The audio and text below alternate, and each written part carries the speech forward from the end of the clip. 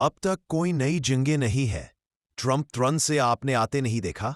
Donald Trump ने अमन के वादे पर मुहिम चलाई, एक ऐसा रहनुमा जो जंगों को खत्म करेगा और कभी भी नई शुरुआत नहीं करेगा। हम अपनी कामयाबी की पैमाइश न सिर्फ उन लड़ाइयों से करेंगे जो हम जीतेंगे, लेकिन उन जंगों से भी जो हम खत्म होते हैं। और शायद सबसे अहम बात ये कि वो जंगें जिनमें हम कभी नहीं पड़ते। उसने खुद को अमन पसंद कहा, मुत्तहिद करने वाला, कोई ऐसा शख्स जो अफरातफरी की दुनिया में सुकून बहाल करे। मेरी सबसे काबिल फ़ख्र मीरास अमन कायम करने और मुत्तहिद करने वाली होगी। यही है जो मैं एक अमन साज और मुत्तहिद होना चाहता हूँ।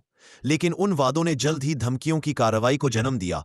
ट्रंप की नई क़ियादत में अमरीका अब ईरान के साथ फ़ौजी तसादुम के दहाने पर है। आज रात मैं दुनिया को बता सकता हूँ कि हमले एक शानदार फ़ौजी कामयाबी थी। ईरान की जोहरी अफसूदगी की अहम तनसीबात को मुकम्मल तौर पर ख़त्म कर दिया गया है, किसी नई जंग से लेकर ड्रोन हमलों और मशरिक़ वस्ता में बढ़ते हुए वाक़यात तक। सबसे पहले अमरीका को क्या हुआ? अब अमरीका पहली बार जंग में कब वापस आया है?